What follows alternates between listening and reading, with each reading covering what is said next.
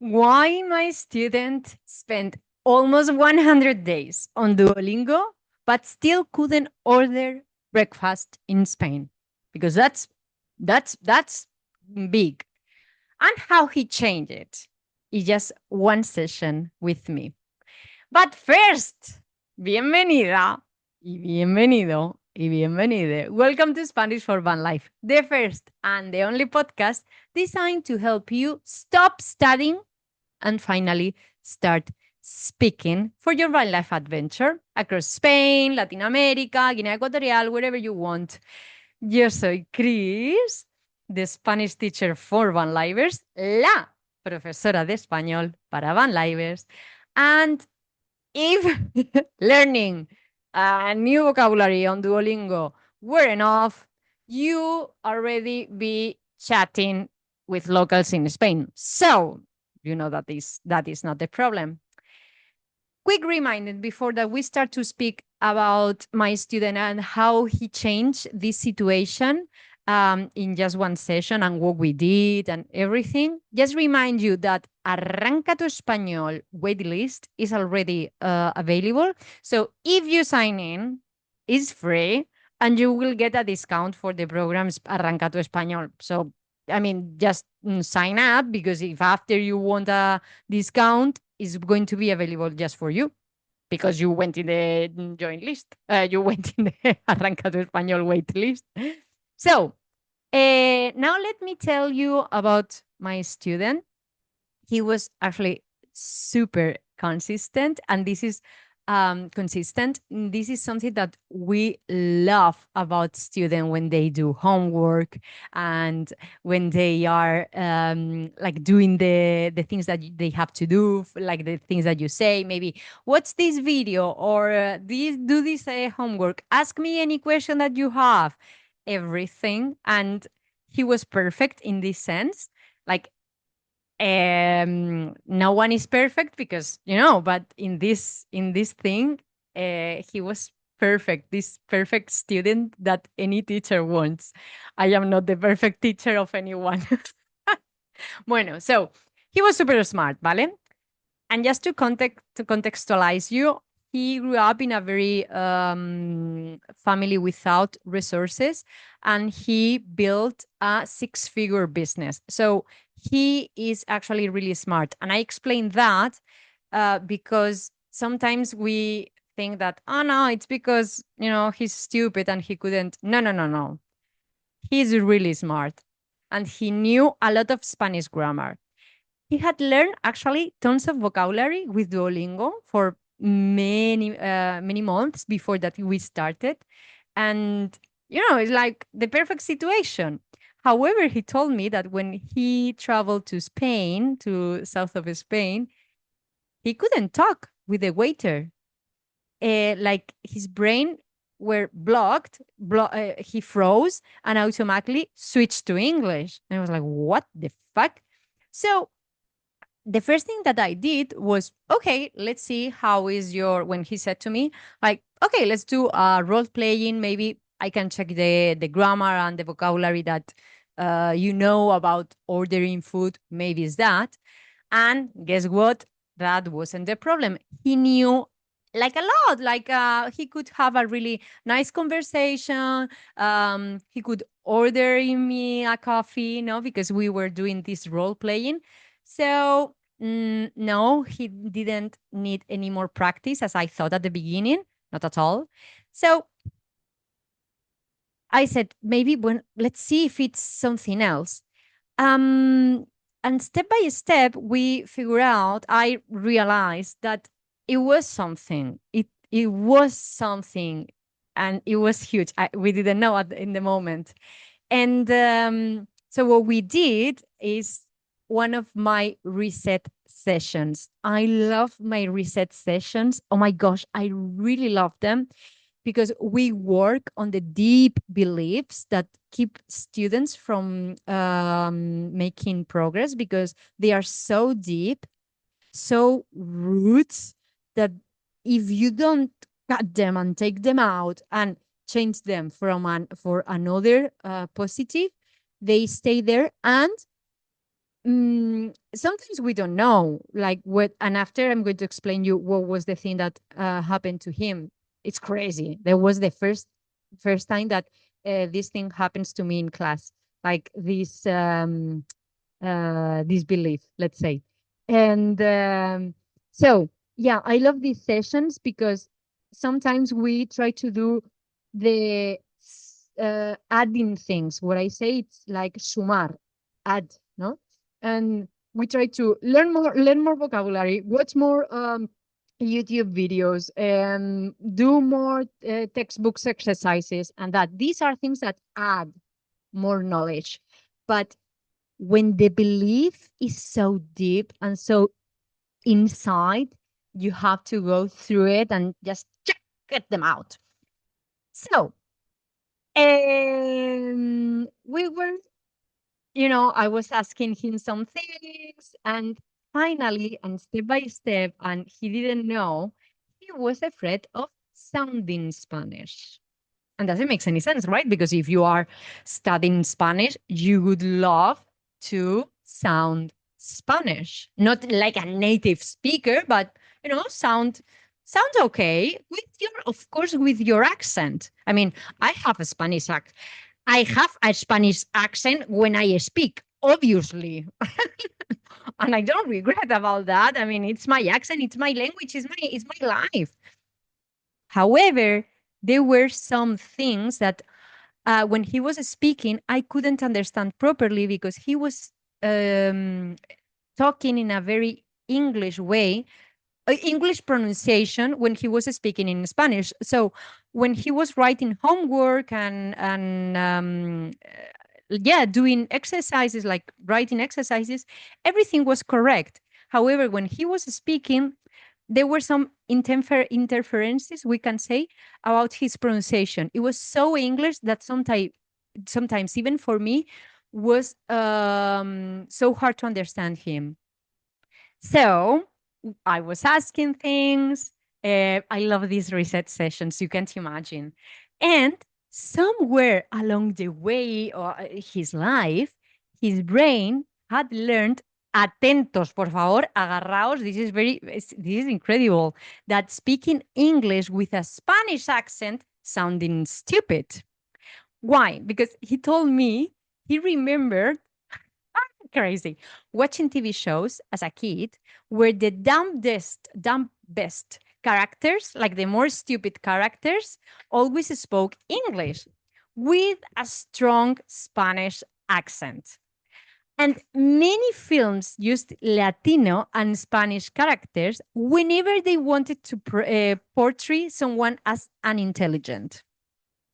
This is crazy, and this also happens in Spain, for example, when we are recording in the films. In the south of Spain, they put like a character, the stupid character or the funny character or whatever is from the south of Spain. And sometimes is a more, not stupid, but like the silly one and that. Exactly the same situation what happens in Italy with the people from Naples, for example. I studied in Naples, so I love Naples. And when I see this kind of films or TV shows that use a Napolitan character to make the silly guy or the stupid guy, joder, it touched me. Anyway, as a fun fact, we actually do something similar. Oh, sorry, I already explained that. I have ¿cómo se dice? A script, so I follow it, so I don't forget anything. Anyway, when he realized that the thing that was stopping him to speak Spanish properly, it was sounding like he was afraid of sounding Spanish because the he wanted, of course, he didn't want to be the dumb character. And this is so deep, this is so unconscious, it's in the subconsciente. It doesn't make any sense. It's like if you try to think in a very logical way, you can't, because it doesn't make any sense. For him, he had this association: Spanish accent, means stupid. That was all. The moment that he realized, it was like, oh my gosh, I didn't know that. I thought that somehow deep in your inside. Um, and there, in that moment, everything changed, and he had never questioned it before. Like before, he didn't know. Like he was like, "What the fuck?" I mean, he didn't know anything about this, and it was like, "What?" Anyway, so we replace, because when you get this belief, you have to take it out, but it is not the only thing you have to do, because otherwise you just take it out, and let's say somehow you leave a hole, like a space, a vacuum that you have to put something in. So we replace it with a new belief where speaking Spanish was brave. So now Spanish means brave. Before, Spanish meant stupid, and now means brave. Eh, Guys, you can't imagine. O sea, his pronunciation improved like fucking immediately. We were also doing this. Español con ole, say it with a Spanish accent. And now he was enjoying it because he understood that no one is going to think that actually he is stupid. It's totally the opposite. Now he's like, oh my gosh, when I speak with Spanish accent, um, also that people can understand me better because my pronunciation is not English anymore. Now I feel that I am brave. That's why you replace the belief with another one. Otherwise, you do nothing. So he then learned something new, not at all, because as I said, his vocabulary was kind of okay. His grammar was, I mean, for a A2 level, it was kind of okay. He was just learning Spanish for a couple of months, so it was kind of okay. Um, but the thing that why he improved, it was because he stopped fighting with himself. Bah, ciao. O sea, and as I said, knowledge adds, however, beliefs multiply. This is a very important thing, guys. You have to understand this. Sometimes we just keep doing and keep watching films and keep watching videos on YouTube, the difference between ser and start, and which is okay. I'm not saying that it's not good. I'm saying that this just add, but doesn't multiply. ¿Vale? So you can spend another 100 days on Duolingo, but if the belief is there, chao pescado, you will never speak Spanish with confidence. You maybe can speak and open your mouth and say a little bit, but then you will switch to English. I see this. You can imagine how many times I can see this thing. Like it's incredible how often it happens. It is true that this belief that sounding stupid, sounding in Spanish was sounding stupid because of the films. That was the first time. But it is super often that we learn more things instead of opening the mouth and don't take out these beliefs. I don't know, which one do you think is your beliefs? Which one are your beliefs?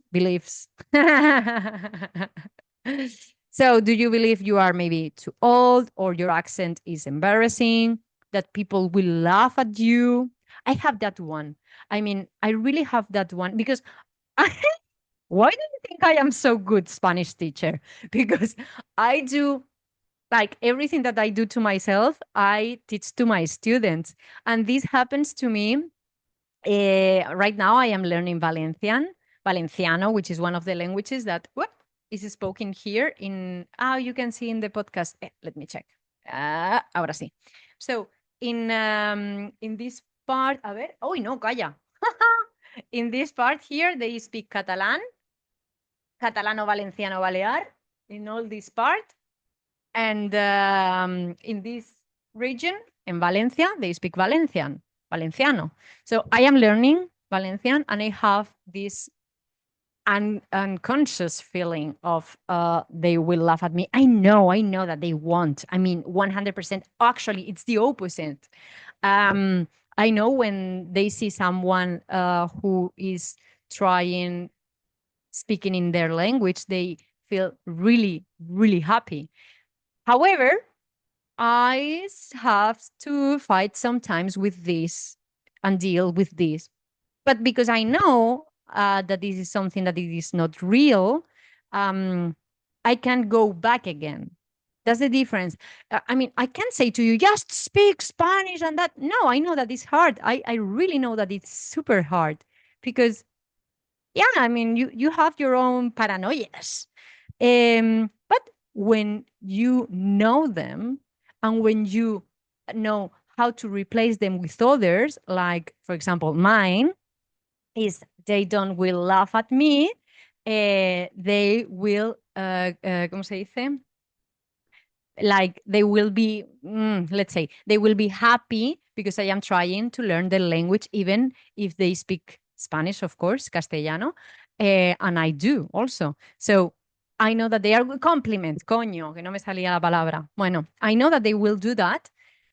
Sometimes I have this small belief that, but again, very quick, I go back. If I went back to Spanish in my case, when I do this process, I say, I no, they are going to be happy. Okay, so go back to Valenciano. And this is how you learn the language until you become confident. When you become confident, right now, for example, I am confident speaking in English. I know that I do a lot of mistakes, but I don't care. Before, it wasn't like that, my darlings. It was something really, I can't speak Spanish. Coño.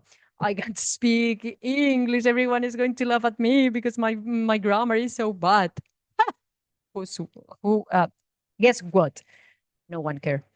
So, am I cortando? Because until blah, blah, blah, I already said that.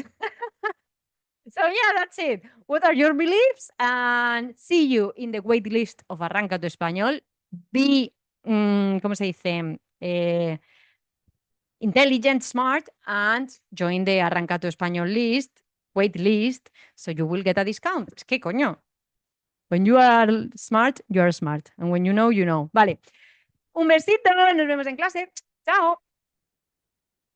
A ver, hasta luego.